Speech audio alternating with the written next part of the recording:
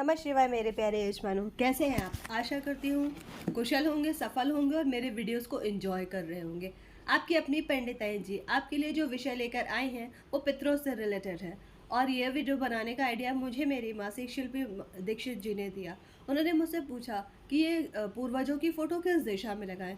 विषय बहुत अच्छा था, प्रश्न बहुत उत्तम था, क्योंकि ज़्यादातर लोगों को नहीं पता होता है कि हम अपने पूर्वजों की फ़ोटो किस दिशा में लगाएं।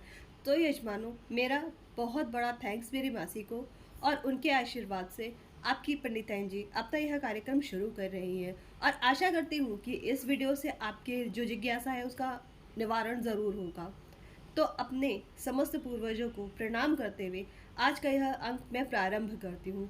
यजमानों, दादा दादी, माता पिता आदि जो हमें छोड़कर चले जाते हैं वो पूर्वज या पितृ कहलाते हैं। जब ये चले जाते हैं तो हमें बहुत दुख होता है, हमें वो बहुत याद आते हैं और हम उन्हें बहुत मिस करते हैं। और इसी वजह से हम उनकी फ़ोटो भगवान के उसमें लगा देते हैं, मंदिर में या देवस्थान पे रख देते हैं, जो कि वास्तु के हिसाब से पूर्णतया गलत है। हमें ऐसा नहीं करना चाहिए। हमारे पूर्वज देवता तुल्य ज़रूर हैं, किंतु मंदिर में उनकी फ़ोटो नहीं लगानी चाहिए। इससे देवता रुष्ट हो जाते हैं। वास्तु के अनुसार ये बहुत गलत होता है। पूर्वजों की फ़ोटो रखना चाहिए, ये बहुत अच्छी बात है, क्योंकि हमें उनका आशीर्वाद और प्यार दोनों ही मिलना चाहिए, जिससे उनकी कृपा और देवता का आशीर्वाद हमें हमेशा प्राप्त रहे।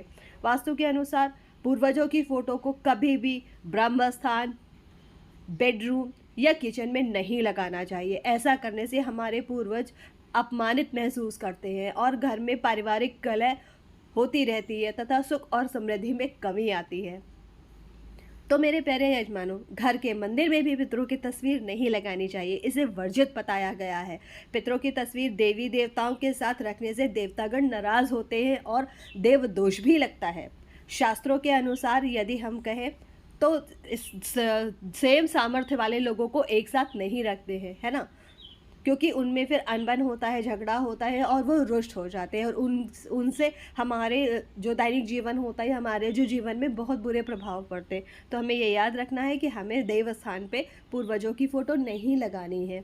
घर में कभी भी उस स्थान पर नहीं लगानी चाहिए ये पूर्वजों की फ़ोटो जहाँ आते जाते नज़र पड़े, लाइक कॉरिडोर या फिर आपका मेन डोर के सामने वाला वॉल, ऐसे में नहीं लगाना चाहिए।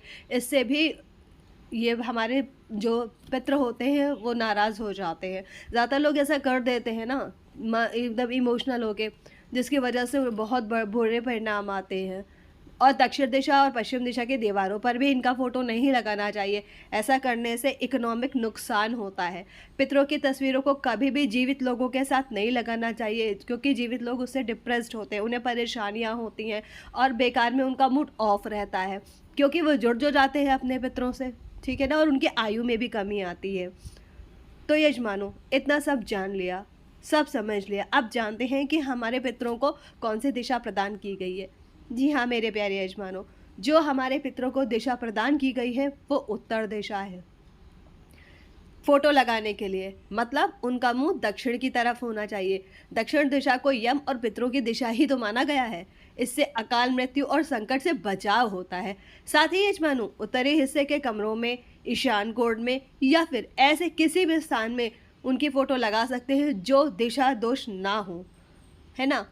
और मेरे प्यारे यजमानों, कभी भी आपको अपने पूर्वजों की फ़ोटो लटका कर नहीं लगानी चाहिए, है ना। इससे पितृदोष लगता है। हमेशा पूर्वजों की फ़ोटो के लिए एक स्टैंड बनवा लें और उनको उस पर रख दें। इससे नकारात्मकता खत्म होती है और उनका आशीर्वाद प्राप्त होता है। तो यजमानों, मैं आशा करती हूँ कि यह वीडियो आपके लिए काफ़ी हेल्पफुल होगा और मेरी ये बातें याद रखेंगे और अपने पूर्वजों को बहुत प्यार से याद करेंगे। Thank you.